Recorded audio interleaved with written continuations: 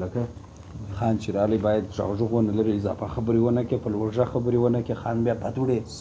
و لس وارې ماته ویلي دي چې دغه هلکان ولدونه په زوره خبرې کوي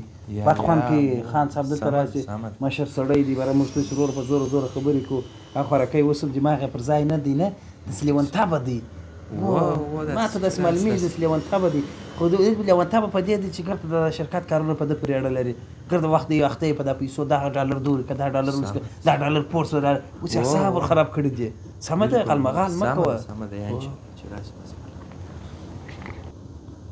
خان صاحب رالی وڅکې ټله خان صاحب دلته راست دا بالښت ته بالښت ته کښېنه خان صاحب راځه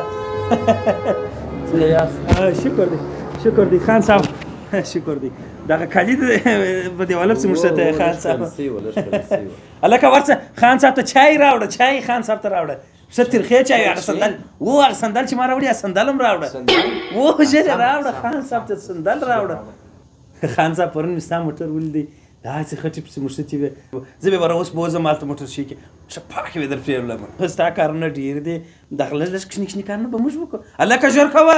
د غوی غوښې پخه که چای خان صاحب طبیعت خراب دی ژر یې راوړه سمه ده درځم دا څه حال دي دا څونه غوړه مالي ده پر سر دې را درد کې مغزه دې را خراب کړه ورته چوکیدار پر ځای ودرېږه ځه یا خان صاحب دا څه که چوکیدار خو دونه کارونه نشي کولی دا ګر د ځای مسؤلیت زما دی ګوره دونه مې صفا کړي دي دا کورپچه مې وایي دا توس مې درته هوار کړي بالښت مې درته کښېښوی ګوره دلته کالي دي لږ خیرن و هغه مې لا در پاک کړله هلک مې دا دې واچوي چای درته دا ګرده کارونه هغه نشي کولی خان صاحب د هغه پرېمږده دلې زه ښه یم دلې ښه کار کولی شم هلکه راته دې وار دی صبر خلاص کړه پسې واخه دا زما دماغ را خوري دلته دونه غوړه مالي دا سال دې ایښی دی